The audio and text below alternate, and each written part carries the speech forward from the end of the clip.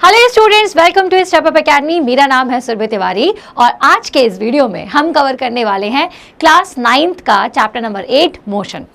CBSE NCERT ने ना बहुत ज़्यादा इंपॉर्टेंट चैप्टर्स क्लास 9th में ही दे दिए हैं, जिनमें से एक मोशन है जो कि आपका फिजिक्स का पहला ही चैप्टर है। अब इस चैप्टर में हमने बहुत सारी चीज़ें ऑलरेडी पढ़ ली, जिसमें हमने पढ़ी थी इक्वेशंस ऑफ मोशन। 3 इक्वेशंस होती हैं। सबसे पहले इक्वेशन के बारे में तो आप जानते हैं, v equals to U plus A T. दूसरी इक्वेशन होती है s equals to U T plus half A T square और तीसरी होती है v square equals to U square plus 2as। अब इन तीनों इक्वेशंस को निकालने के दो तरीके हैं, एक तो जो हमने आपको लास्ट वीडियो में बताया था और एक दूसरा जो हम अब बताने वाले हैं, मतलब ग्राफिकल रिप्रेजेंटेशन। तो जब हमने नॉर्मल आपको कंडीशंस बताई थी कि आप कैसे इक्वेशंस को निकाल सकते हो, तो देखो याद करने का एक तरीका ये है कि जब आपको पहली इक्वेशन निकालनी है तो आप क्या करेंगे, आप निकालेंगे एक्सेलरेशन, ठीक है। दूसरे के लिए आपको एवरेज वेलोसिटी निकालनी है और तीसरे के लिए आपको पहली और दूसरी इक्वेशन को ही यूज करना है। तो वो वीडियो को एक बार जरूर देख लेना, क्योंकि उसमें मैंने साथ साथ में आपको ट्रिक्स भी बताई हुई हैं कि कैसे आप इन इक्वेशंस को डिराइव कर सकते हैं, है ना, और कैसे कैसे वो इक्वेशंस काम में आएंगी। अब वही तीनों इक्वेशंस को हम ग्राफिकल मेथड द्वारा भी डिटरमाइन करेंगे, उन्हें डिराइव करेंगे। तो चलिए शुरू करेंगे। सबसे पहले तो we already know about equations of motion when an object moves along a straight line with uniform acceleration. अब ये जो इक्वेशंस हैं ये कब काम आती हैं, जब भी ऑब्जेक्ट जो है वो स्ट्रेट लाइन में मोशन कर रहा होता है। We already know how to derive them, but these equation can also be derived by the graphical method. जैसा मैंने आपको लास्ट वीडियो में बताया था कि हम कैसे निकाल सकते हैं, लेकिन ग्राफिकल मेथड बहुत ज़्यादा इंपॉर्टेंट है। इसलिए इंपॉर्टेंट है क्योंकि आपको बहुत सारे न्यूमेरिकल ग्राफ के फॉर्म में दिए होंगे, आपको डेटा सारा ग्राफ के फॉर्म में दिया होता है और फिर आपको वो चीज़ें निकाल के देनी होती हैं। तो चलिए यहाँ पे हम क्या करेंगे, consider the velocity time graph. अब ग्राफ कौन कौन से होते हैं ये मैंने आपको लास्ट वीडियो में बताया था। डिस्टेंस टाइम ग्राफ के बारे में, वेलोसिटी टाइम ग्राफ के बारे में मैंने बताया था।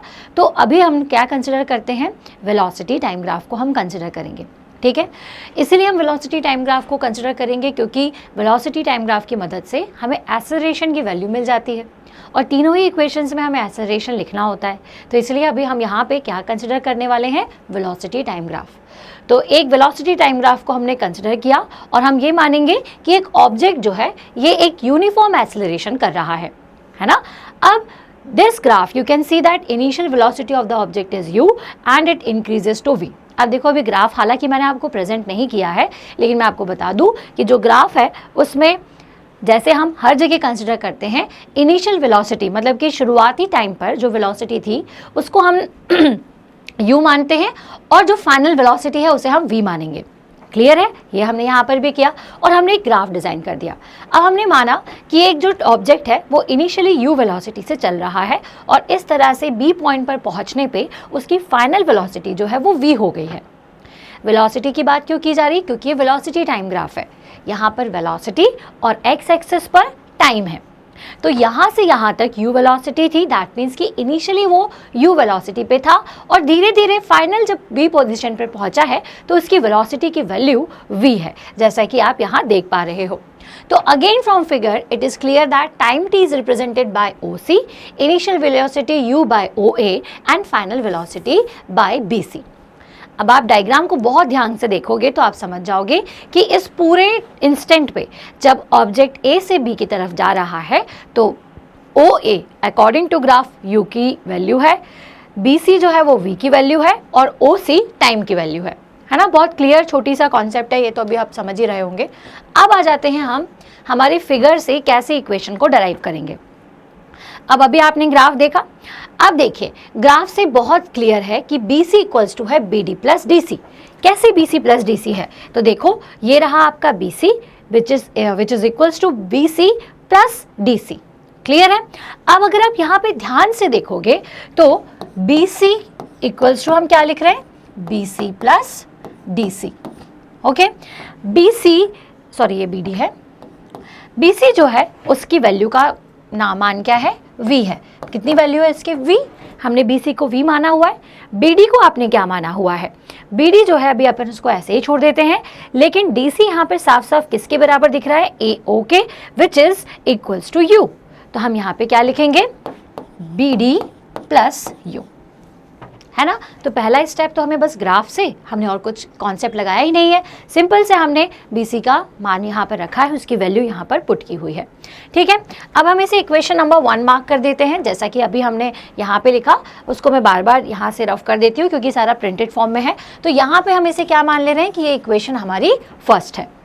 Now we should now find out the value of BD। अब मेन कंसर्न तो ये है कि इस BD की वैल्यू को फाइंड आउट किया जाए from the velocity time graph the acceleration of the object. अब देखिए, ये जो आपका BD है, ठीक है, बेसिकली ये जो BD का वैल्यू है ये आपको एक्सेलरेशन की वैल्यू दे सकता है। ठीक है, ये किसकी वैल्यू देगा आपको? एक्सेलरेशन। तो मैं इसकी वैल्यू फाइंड आउट कर लूँ।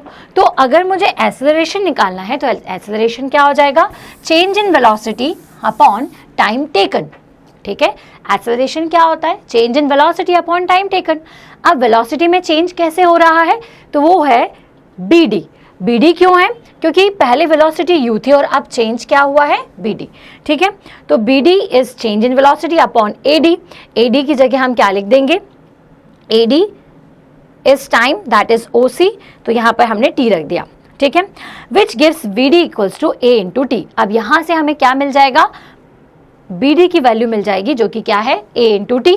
अब इस इक्वेशन में हम BD की वैल्यू रख देंगे तो वो क्या हो जाएगी? V इक्वल्स टू, इसकी जगह AT रखेंगे तो V equals to U plus AT। ठीक है, तो क्या किया हमने क्वेश्चन में? एक बार और मैं आपको बता दूं, पहली इक्वेशन को हमें डिराइव करना था। हमने वेलोसिटी टाइम ग्राफ को कंसिडर किया और ये माना कि कोई ऑब्जेक्ट जो है इनिशियली u वेलोसिटी से चल रहा है और फाइनली उसकी वेलोसिटी v है। अगर इनिशियल वेलोसिटी है तो हम इसे यहीं से मार्क करेंगे। ठीक है, यहाँ तो 0 हो जाएगी, लेकिन कोई वेलोसिटी उसकी इनिशियल थी इसलिए हमने इसे यहाँ से मार्क किया। तो u से आपने एक b तक पॉइंट बनाया जो कि उसकी फाइनल वेलोसिटी v को रिप्रेजेंट कर रहा है और यहाँ से हमने इसका ग्राफ प्रॉपर्ली अरेंज कर लिया। अब यहाँ पर ये जो वैल्यू है ऑफ BC, ये क्या था? v के बराबर था। AO which is equals to DC equals to u है। ठीक है, and AD equals to OC equals to T है। अगर मैं BC की वैल्यू लिखूं तो ये क्या हो जाती है? BD plus DC। BD plus DC। Now we know that कि DC इक्वल्स टू क्या है? U के बराबर है। तो हमने यहाँ पर क्या रख दिया है बच्चों? U रख दिया। ठीक है, और BC की जगह पर हमने क्या लिख दिया? V लिख दिया। नाउ एक्सेलरेशन, एक्सेलरेशन क्या होता है? Change in velocity. अब वेलोसिटी में चेंज कहाँ से आया? चेंज इन वेलोसिटी की अगर आप बात करें तो जो चेंज आया है वो क्या है? यहाँ से आया है। यहाँ तक तो u ही थी, यहाँ के बाद वेलोसिटी चेंज हुई है। तो change in velocity upon time taken. तो BD तक वेलोसिटी को पहुँचने में टाइम कितना लग रहा है? T। तो हमने यहाँ पर क्या लिख दिया? Change is BD and upon T। तो यहाँ से मुझे BD की वैल्यू मिल गई विच इज AT। तो अब ये V की जगह हम क्या लिख देंगे? AT प्लस U, या आप ऐसे रीअरेंज कर लेंगे तो V equals to U plus AT, और ये होती है आपकी first equation of motion. Clear हुआ? तो इस तरह से हमने फर्स्ट इक्वेशन आइडेंटिफाई करी। ठीक है, आप चाहें तो इसका स्क्रीनशॉट ले सकते हैं। आगे चलेंगे। अब दूसरी इक्वेशन जो होती है उसके लिए आपको क्या करना है? Let us consider that the object has travelled distance s in time t। अब हमने यहाँ पर पूरे डिस्टेंस की बात कर ली कि ऑब्जेक्ट जो है ये टोटल s डिस्टेंस कवर कर रहा है। क्यों हमने ऑब्जेक्ट की डिस्टेंस की बात की? क्योंकि हमें पता है सेकेंड इक्वेशन होती है s equals to ut plus half AT square, है ना। तो यहाँ से हमने ये मान लिया कि हमारा जो ऑब्जेक्ट ने डिस्टेंस कवर किया है वो s किया है, टोटल टाइम t में किया है, और एक्सेलरेशन उसका यूनिफॉर्म था। The distance travelled by the object is obtained by the area enclosed with OABC under velocity time graph. अब देखिए OABC, ठीक है, लास्ट मैंने आपको जब वीडियो बना के बताया था, और अगर आपने देखा हो तो मैंने आपको बताया था कि किसी भी टाइम ग्राफ के वेलोसिटी टाइम ग्राफ को अगर आप देखते हो तो जितना एरिया कवर होता है उसकी मदद से हम डिस्प्लेसमेंट या डिस्टेंस फाइंड आउट करते हैं। ठीक है, और स्लोप से आप एक्सेलरेशन की वैल्यू फाइंड आउट करते हो। तो अब सेकेंड इक्वेशन में आपको क्या लिखना है? सेकेंड इक्वेशन है s equals to ut plus half AT square. तो s दैट मीन्स कि डिस्टेंस मुझे निकालना है तो मैं एरिया निकालूंगी। किसका? और एरिया निकालेंगे हम OABC का निकालेंगे। ठीक है, अब इसको आप दो तरीके से निकालोगे। एक ट्रायंगल आपको दिख रहा है और एक रेक्टेंगल दिख रहा है, जिनके यूज से आप इसके वैल्यू को आइडेंटिफाई करोगे। कैसे? Area OABC which is a trapezium, ठीक है, ये ट्रेपेजियम है, ठीक है। अगर हम ग्राफ को मैं अगर यहीं ड्रॉ करके आपको बताऊं, ठीक है, हम सारी चीजें वही वैसे ही मार्क कर लेते हैं जैसे कि हमें दी हुई है। ये O,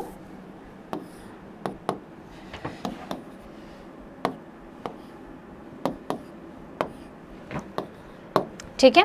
अब ये एक ट्रेपेजियम है, इस ट्रेपेजियम का एरिया कैसे निकालें? तो भाई घबराने की बात नहीं है, आपको साफ साफ दिख रहा है कि एक रेक्टेंगल बन रहा है और एक ट्रायंगल बन रहा है, तो इतना दिमाग क्यों लगाना है, प्लस कर दो दोनों को, area of rectangle plus area of triangle कर देना है।